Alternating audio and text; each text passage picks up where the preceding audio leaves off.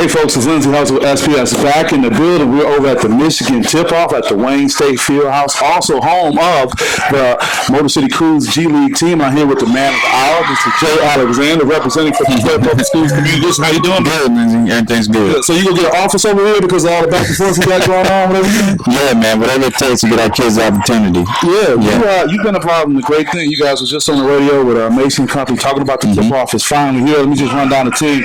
Ferndale and UPrep got out of here with a win earlier. Now we got Deptford, Lansing, Waverly going on. Renaissance, Orchard Lake, St. Mary, King, Martin Luther King, that is in North Frampton, man. Are we just at the Breslin Center for the championship game? What's going on, man? This is today's lineup. Yeah, it is. There's a lot of good basketball being played, a lot of good student athletes out here, man, and just doing their thing. And so it's a good time. It's a good place to showcase what they have and a prelude to what's to come.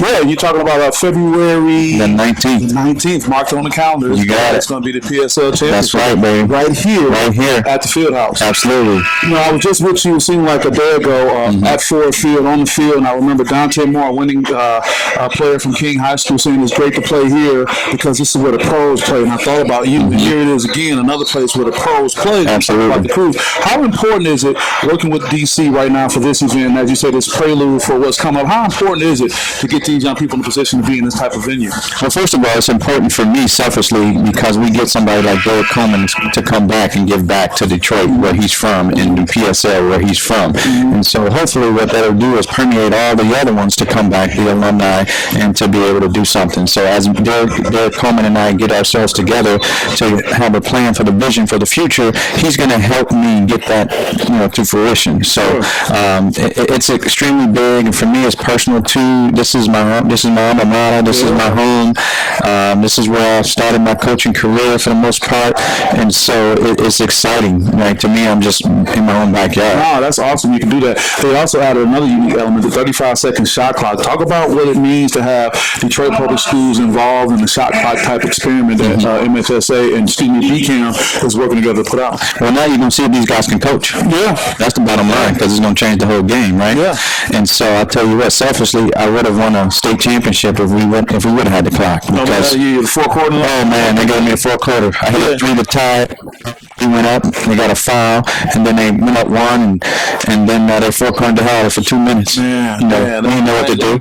Yeah, I know, that's new. They do it like that. And for the record, Jay gets down. Jay was a D1 scholarship offer, man. He was ready to do it, but you talked about how you had some games that changed that desire and that experience. But absolutely. Now. Yes, sir. Yes, sir. It's a great thing you have going on. What do people need to know about the Detroit Public Schools Community District that may have been something you've been fighting against to try to change opinion of, things that they're not familiar with now? But what's something people need to know about the community district? I think they need to know that what we're doing at the lower levels to try to get a better product out there, a better student athlete, if you will.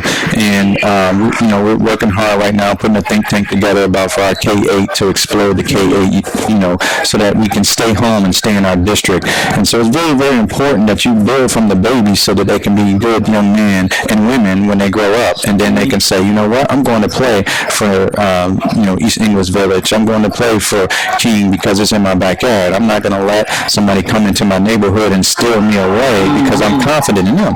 Because the situation is this, and what people don't know is the outside is not green the grass is not green on the other side. We have so much resources from the ESC level, from all the things that our kids need academically, and I didn't even know all the resources that we had, and we have so much resources to make your child successful in the classroom that it's just, and you go somewhere else, and because they got a brand new shiny building, they don't have what your son or daughter needs. Yeah. We actually, believe it or not, we have all of that. We have that, and that blew me away. Yeah. And I only knew it because I understand now, and I'm here every day, and all the resources that we have. But we also have abundance of resources on the court, right, on the field, on in tennis, on the tennis court, on the you name it, we have it. We added wrestling, we've added more sports, we've added golf, tennis, we've added bowling, we've got it. Wow. And we're going to continue to do that.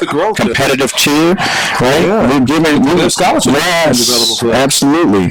And so we want to give our student athletes the opportunity to grow and prosper, and say I went to PSL and I graduated. It seemed like what you've done in these few moments, you've kind of debunked every myth that people have been talking about for the last 20 to 30 years through our experience and whatnot. And it seems like you're setting yourself up to be just as competitive as these schools that are outside the district. Absolutely. And and the thing is we're one of the largest districts in the country, but definitely in the state. And that's what people don't see, right? And so it's hard to continue to have new shiny toys, if you will, at every facility. But we're trying to grow and maintain. I'm constantly raising money for every facility we have. I'm constantly trying to move the needle and get student athletes what they need, and so that's going to be a process, but again, we have great product, we have, good coaches, and they're going to get better because we're running development camps. We just had one last night here. I heard about that, here, and ran by the Wayne State coaches, so it was great, phenomenal. We had over 60 coaches there, and learned a lot of questions, so that made me feel good because they want to get better. Right.